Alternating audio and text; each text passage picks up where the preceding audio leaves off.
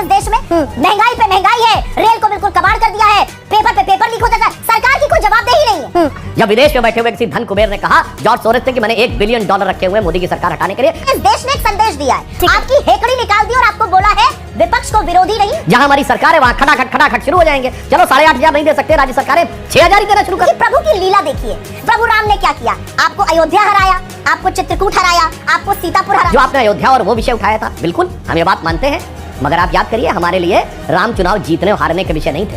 हम जब 2 सीटों की पार्टी थे और जिंदगी में गुमान नहीं था कभी केंद्र में सत्ता आएगी, तब भी हम राम के साथ खड़े। नमस्कार दोस्तों, स्वागत है द भारत डिबेट शो में। दोस्तों डिबेट हमेशा की तरह बहुत जोरदार होने वाला है, इसलिए आप लोग से अनुरोध है कि डिबेट को अंत तक देखिएगा। दोस्तों आज का ये डिबेट का मुख्य प्रवक्ता बीजेपी की ओर से सुधांशु त्रिवेदी और कांग्रेस की तरफ से सुप्रिया श्रीनेत। दोस्तों आज के डिबेट में सुप्रिया श्रीनेत बोल रहा था 56 इंच का सीना गुब्बारे की तरह हवा निकाल दिए। इस पे सुधांशु त्रिवेदी ने किस तरह से सुप्रिया श्रीनेत की क्लास लगाई है, सो आप लोग डिबेट को खुद से देखिए।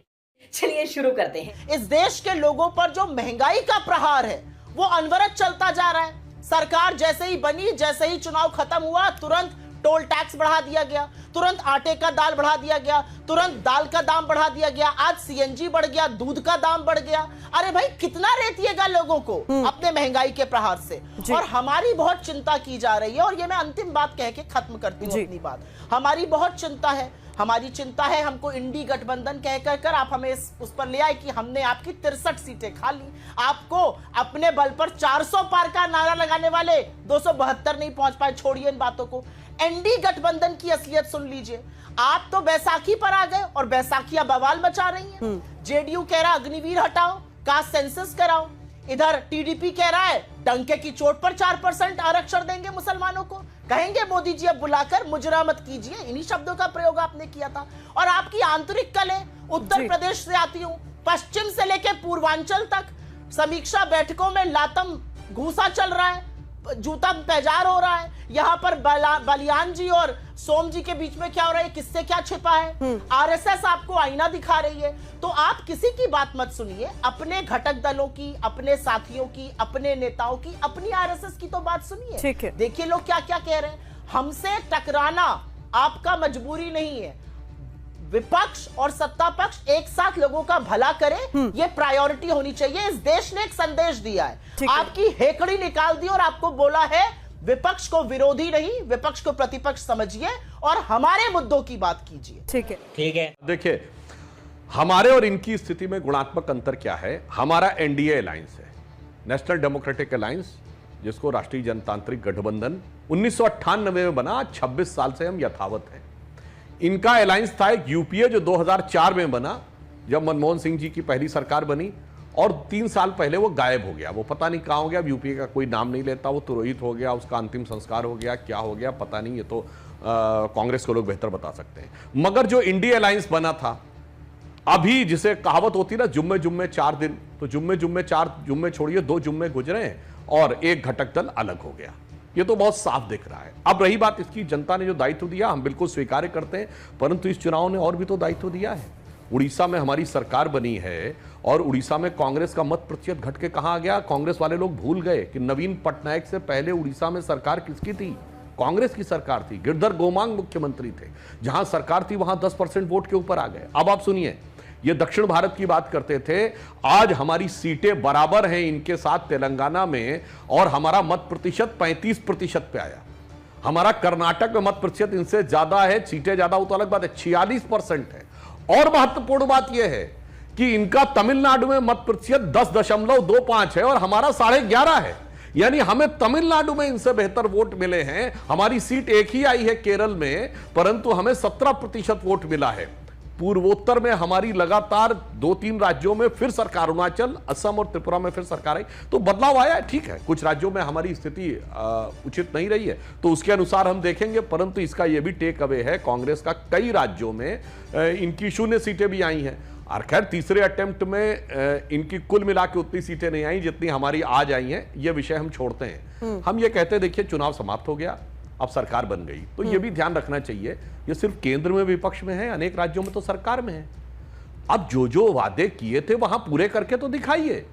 आप लोगों ने कहा था 5 तारीख के बाद 8,500 रुपए खटाखट आएंगे, तो आपको कहना चाहिए जहां हमारी सरकार है वहां खटाखट शुरू हो जाएंगे। चलो 8,500 नहीं दे सकते, राज्य सरकारें 6,000 ही देना शुरू कर दो। खटाखट वो नहीं करेंगे। अब चलिए जो राज्य सरकार के हाथ में था, इन्होंने कहा था डीजल पेट्रोल के दाम कम कर देंगे, कर्नाटक में खटाक से बढ़ा दिए, पहले हिमाचल में भी बढ़ा दिए थे। अब सुनिए कर्नाटक में पानी का प्राइस भी बढ़ा दिया। और तो और अभी इन्होंने कहा, तो याद करिए चुनाव के दौरान राहुल जी ने बहुत तेवर में कहा था, देखो भैया हमने तो कह दिया था बिहार में कि जातिगत जनगणना तो करानी पड़ेगी, यद्यपि वो जातिगत सर्वे था। तो पहले तो तेजस्वी जी से ये कहलवा दें कि उन्होंने राहुल गांधी के कहने पे करवाई थी। चलिए राहुल जी ने इतना तेवर दिखाया था तो अब चुनाव समाप्त हो गए। जिन राज्यों में आपकी सरकार है जातिगत सर्वे कराइए ना, हिमाचल में करवा दीजिए, ठीक है, आप तेलंगाना में करवा दीजिए, और कर्नाटक में तो किया हुआ रखा है, कम से कम उसे ओपन ही कर दीजिए। तो बस समस्या क्या है कि 60 साल सत्ता में रहे तब नहीं किया, 2004 से 14 नहीं किया, इस समय राज्यों में हम वहां नहीं कर रहे हैं, मगर फिर भी कह रहे हैं कि हम आते तो करवा देते। इसीलिए विश्वसनीयता का संकट एक उत्पन्न हुआ है और कांग्रेस को इस चुनौती को समझना। ठीक है, बात तो सही है दौड़ना तो पड़ता है, क्योंकि प्रभु की लीला देखिए, जिस राम मंदिर के नाम पे आपने शंकराचार्यों के साथ दुर्व्यवहार किया, जिसके नाम पर आपने वैमनस्यता का माहौल फैलाया, जिसके नाम पर आपने इस देश की प्रथम आदिवासी महिला राष्ट्रपति को नहीं बुलाया, उस प्रभु राम ने क्या किया? आपको अयोध्या हराया, आपको चित्रकूट हराया, आपको सीतापुर हराया, आपको बस्ती हराया, आपको सुल्तानपुर हराया, प्रयागराज हराया, रामटेक हराया, नासिक हराया, कोपल हराया और रामेश्वरम हराया। ये सारी वो जगह हैं जो भगवान राम से कनेक्टेड है। 6 तो उत्तर प्रदेश में ही है। बड़ी बड़ी बातें कर रहे हैं उड़ीसा की, अरे उत्तर प्रदेश तो गढ़ माना जाता था, 80 में से 80 आने वाली थी, 36 पर पहुंच गए। और जो आपने अयोध्या और वो विषय उठाया था, बिल्कुल हम ये बात मानते हैं, मगर आप याद करिए हमारे लिए राम चुनाव जीतने और हारने के विषय नहीं थे। हम जब 2 सीटों की पार्टी थे और जिंदगी में गुमान नहीं था कभी केंद्र में सत्ता आएगी, तब भी हम राम के साथ खड़े थे।